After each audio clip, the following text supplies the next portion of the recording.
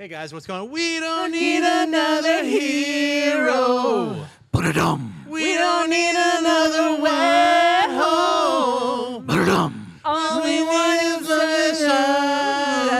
the Fury Road. What?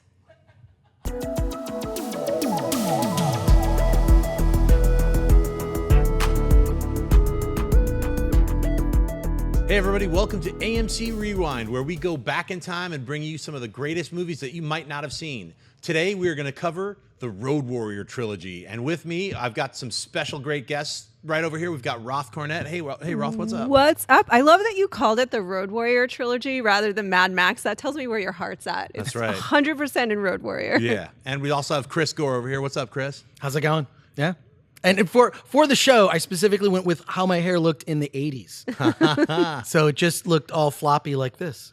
Well, it's looking good, man. You always have great spiky, like super kind of punk rock 80s hair. You like That's true. Sting or something, you know? Yeah. All right, well, let's talk about Mad Max. 1979 brought us the very first of these amazing road movies that George Miller directed. It also brought us Mel Gibson, a young Mel Gibson. His family was, this is going to also be a little few spoilers. I won't ruin the whole movie, but he's a cop in the future, and it's kind of a post-apocalyptic universe, and his family is taken away from him, and he exacts vengeance. Let's talk about Mad Max. Well, I think what's cool about this movie is if you're someone that is, that is into foreign films, or you have friends that are into foreign films, this is a foreign film. In fact, what's really interesting about the first Mad Max film is because they didn't think that American audiences would accept their Australian accents, there's two different versions of the movie. There was a movie initially released in the United States that's dubbed. Right. So you hear all the characters, and it looks terrible. That dubbing job is awful. So make sure if you see Mad Max to see the original Australian release with, you can understand it. It's all in English, folks. Yeah. It's just Australian accents. Yeah, Mel Gibson at his purest Australian accent. And it's weird because the first Mad Max movie isn't really like the other two films in the trilogy. Not at all. Not at all. It's more of like a cop revenge story. And it's like a typical, Charles Bronson, cop revenge tale. Yes. That's a little weird, but I don't know, like it's kind of separate from the rest and almost provides like really good footage to be used in Road Warrior. George Miller, so this was the first one that he did, and this was the first movie that he did, and he was a doctor. He worked in the ER, and he saw all these crazy injuries, and he had friends that had been in horrible accidents, so that was sort of like the impetus of his interest in this. But then for the screenplay, he was like, you know what, I don't think people are going to so much buy this really violent chase movie, which is what he wanted to do, but if we set it in the future, in like a post-apocalyptic future, maybe they'll buy it then. Like the whole world is sort of fallen apart and there's chaos ensues. So then they drew upon the 1973 oil crisis in the script and said they saw how far people would go if they were like in danger of losing their cars. You're talking about Road Warrior right now. No, I'm talking about Mad Max. The first Mad Max? The first Mad Max. So that's what they were sort of drawing on for that, for the initial, like, what was the inception of the apocalypse. But what's cool about the whole thing is that it shows this evolution of a devolving world and like how it sort of devolves by the time you get to Thunderdome into people are doing like cave paintings again, and it's like tribal, If you watch all three in a row, it's actually really, they're each their own thing, and Mad Max for sure, but it kind of does evolve. But it's weird. It's interesting too because like you see that the clothes that they wear in Road Warrior, they look like so amazing. They're all fetish clothes, which I'm thinking like, where's the future? Like, well, clothes that we're going to wear in the post-apocalypse, I'm going to go with latex, rubber, and leather. And there's Lots a of guy spikes. with a gimp. Which I don't think I look very good in it, so I would not survive the post-apocalypse. And one of the bad guys actually has his own little sex toy. And do you remember? Because that's why he gets mad. Well, I won't. But I guess we're not saying spoilers. Are we saying spoilers? I was going to say, I love Mad Max because it definitely is not like Road Warrior. Road Warrior is like everything's over.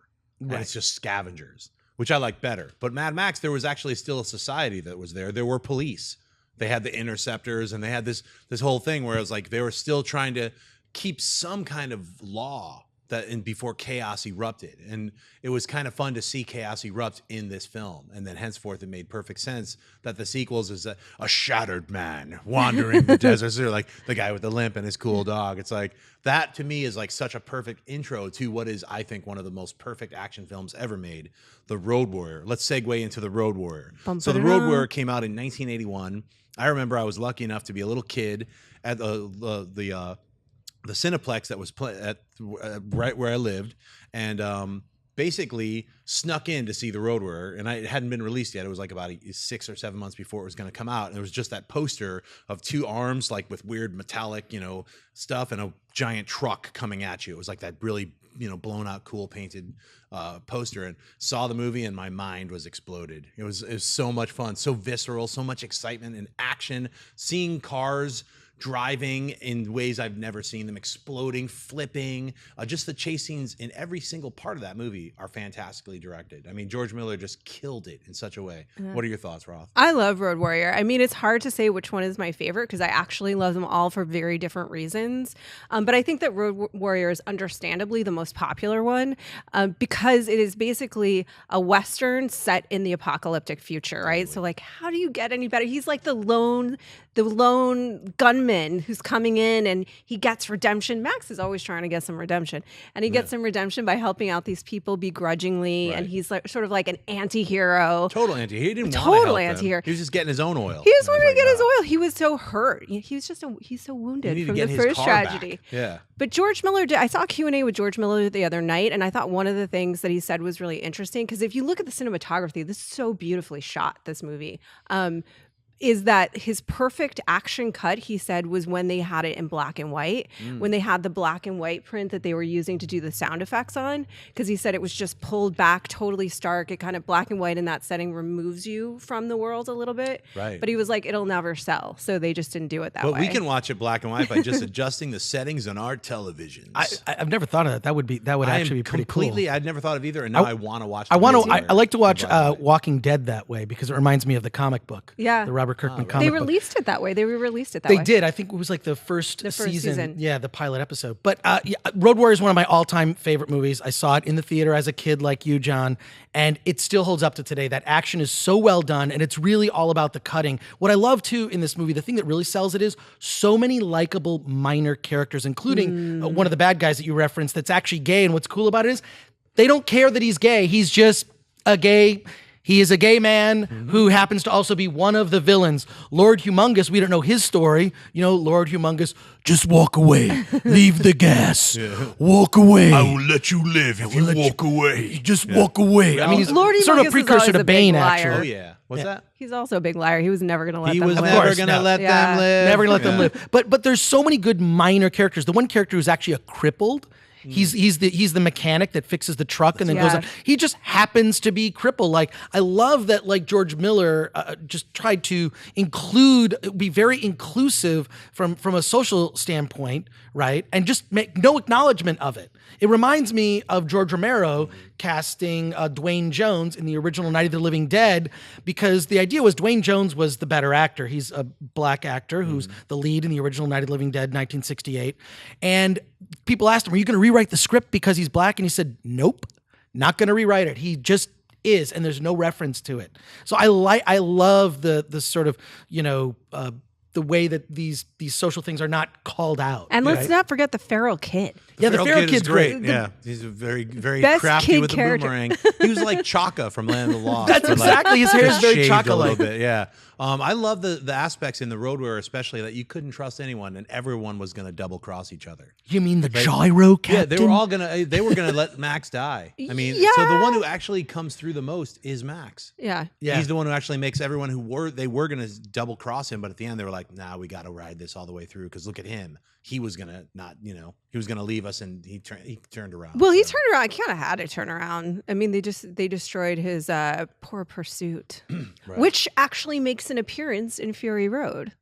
The Pursuit, Really? the car. Yeah, he's driving it. Spoiler. Yeah. Thanks. It's in the trailer. Hey, look, Roth and I got a chance to see Fury Road. She can't talk about it because she's like on some kind of review that's thing. BS. Yeah, but I can because I saw it as a regular audience member, but I saw a sneak preview, so I can tell you guys it is fantastic. It is incredible. A true sequel to The Road Warrior in every sense of the imagination. So pulse-pounding, edge of your seat action the entire time. Charlize Theron kills it. Tom Hardy's amazing as Mad Max. There's just so much incredible, visceral action that just when I watch that trailer, I get goosebumps because I'm remembering all of the amazing action that I saw, and I cannot wait to see it at least 5 more times in the theater. I just can can't say wait. that. I can say that the way I feel when I watch that trailer is that I want to rip out of my own clothes and embrace the movie in a inappropriate manner. Yes. Because it gets me that and excited. It should be embraced in an inappropriate and manner. I still feel that way, and I'm going to watch it 10 times with 5 with you. Yeah, that was our Rewind Remembers segment where we talked about Mad Max.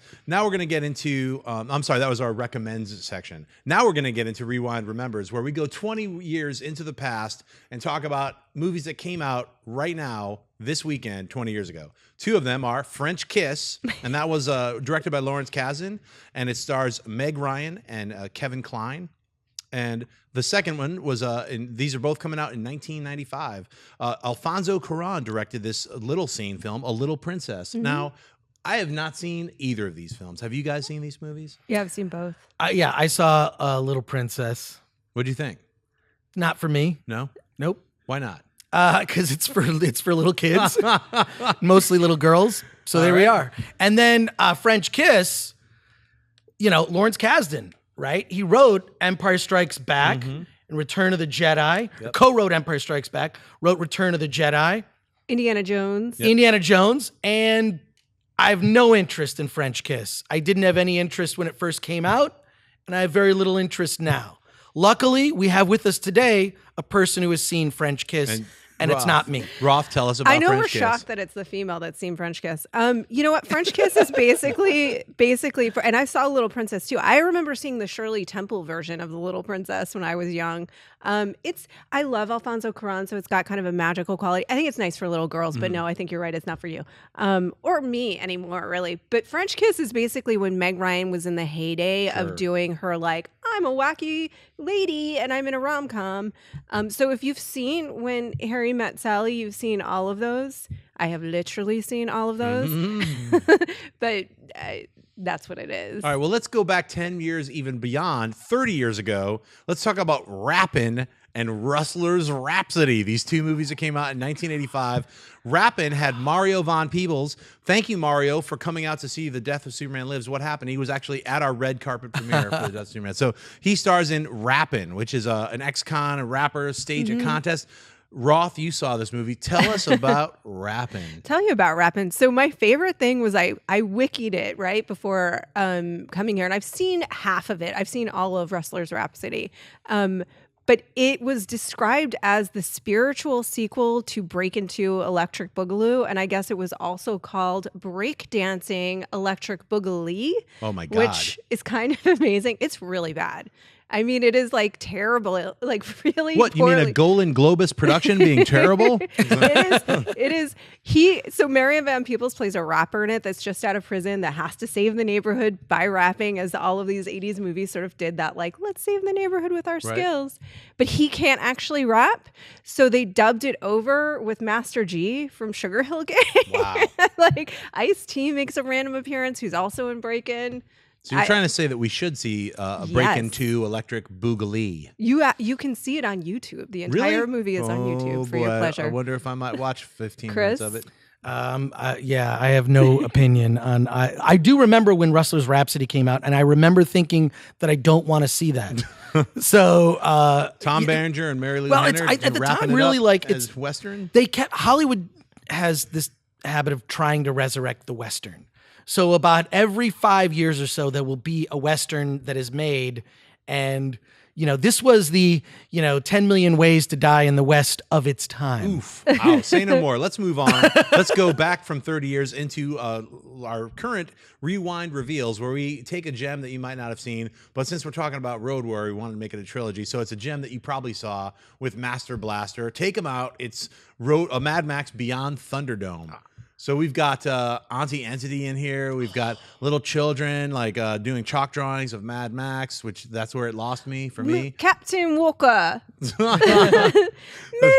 Walker. That's right. My favorite is Master Blaster. Yeah. This sort of the big hulking guy and then the midget on top. Do now. Yeah. Fix. Yeah. Oh God, In it 30 was great. seconds, break neck. Yeah. And then basically it's the dome is run by pig fecal matter. It's powered methane. by. It's methane. Yeah, methane. Yeah. So I don't know. I love Thunderdome, and it's not quite the ride that Road Warrior is, Right. but just the sort of over the top nature of it, and just sort of the weird. I love all just like the weird humor in it, and it's great. And then of course the fight in the dome is pretty awesome. Amazing. Yeah. I think that the fight in the dome is really like one of the most creative fight sequences that we've seen. I mean, if you think like it's totally unlike anything that we've ever seen. Plus, like the world that's created, and that's what I mean. By the time you get to Thunderdome, you really see how this world has totally devolved into warlords and mayhem and this insane culture built around the need for oil. But then the kids have been so isolated from it, and they grew up by. This is what the neat part of I know people don't like the kids a lot of times, and I read that it technically was 2 stories that they then merged together. That the story with the kids was meant to be a different script. I don't know if that's true, but it makes a lot of sense. Right.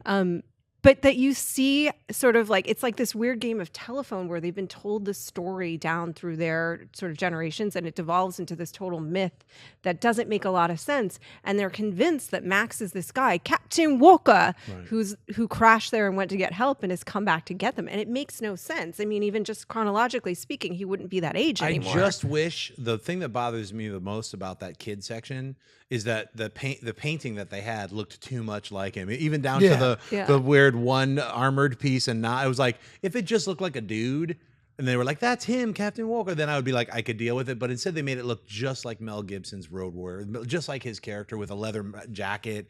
That's when I was like, I just don't like that part. I love the first 40 minutes of Thunderdome. In Thunderdome? Yeah. And in fact, you can go to Burning Man now and watch real dudes jump around with bungee cords and hurt themselves. And I have a friend who runs that, and he showed me like 5 minutes. I just watched these guys like jumping around with clubs and stuff, smashing each other. It was like, wow, there really is a Thunderdome. But it's weird. Actually, I do think actually that Burning Man was influenced by the Mad Max films, because, I mean, if you look at it, it came right from the Thunderdome they built was from Thunderdome. No, but what I mean is like if you go or you see a documentary or any of the countless videos online of how people live in the desert for a long weekend, it's like living the life of Road Warrior. It's basically it's Mad Max fantasy camp is what Burning Man is. Yes, it is, because they all get to go home afterwards. They were like, wow, that was a weird weekend, then back to their normal jobs. So. I think the influence of this trilogy is felt, even like, I do think that probably a lot of people have not seen Thunderdome. I've seen all of them a lot, but I've seen Thunderdome a lot too. And as a little kid, I loved it. But I think if you think of things like, when people say Thunderdome, they may not even know where that comes from. Like, it's time for Thunderdome. Right. They may not even know where that reference comes from. When it's dying time. That they might not know what that reference comes from. If you bust a deal, face the wheel. The entire bust a deal, face the wheel. Like, the entire Saw franchise is based on one moment in Mad Max in the first movie when he gives Johnny the choice. You know what I'm talking about. Yes. Yeah. So, like, I think that we cannot even begin to imagine, like, just every post-apocalyptic movie and TV show and concept. So much of it is rooted in this trilogy. That's true. And thank God for George Miller and his weird idea when he was like, what was he, a doctor or something? He was a doctor. That's amazing. And he met George Byron Miller. Kennedy, who was, they sort of did a film school thing together, and he was the producer. But George Miller only directed the action on Thunderdome because Byron Kennedy had died and he was devastated. Wow. So another director came in. That's probably why I don't like it as much. No, I don't know. I'll stick with Road Warrior as being my favorite of the 3, and then now Fury Road is now the second favorite of the 4. This is like so incredible. Well, I got to ask you about Fury Road. So it's more of a sequel to Road Warrior than it is.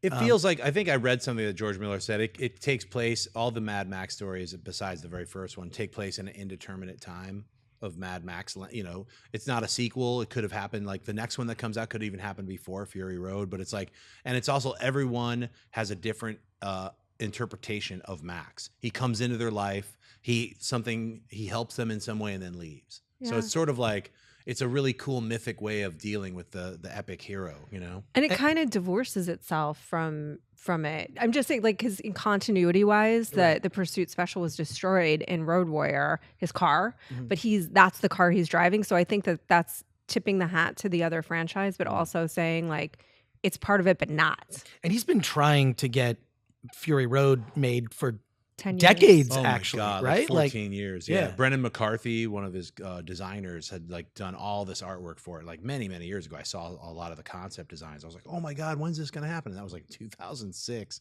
It's like, I'm so glad they actually finally made this film. And I really implore everyone to go out and see Fury Road like immediately. You know what I'm really glad about is that you didn't get to make the documentary, The Death of Fury Road, What Happened. I'm so happy. Because I'm so happy you I'm didn't make so that glad documentary. that documentary will never be made. So glad you didn't make That it. almost happened. Yeah. I know that almost happened. Well, I'd like to wrap it up and thank my two amazing guests. Roth, where can people find you online? I'm on Twitter at my name at Roth Cornett, and I work on IGN, so my stuff's there a bunch. Check her out at IGN. Chris Gore, where can people find you? You can find me at that Chris Gore on Twitter, and I write for a website called Wayward Nerd, waywardnerd.com.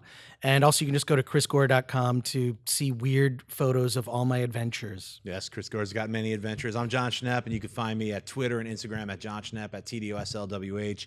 We're taking the film The Death of Superman Lives, What Happened, out to London. We're going to be at the MCM Comic-Con, the MCM London Comic-Con. So all you UK sweaties, get out there and buy tickets right now online. You can go to the MCM London Comic-Con website, buy those tickets. We're just doing 2 nights, May 23rd and 24th. So get those tickets. Once again, this is AMC Rewind, where we went into the past talking about Road Warrior and some other magical, amazing films that if you haven't seen, you should definitely check out. Take care.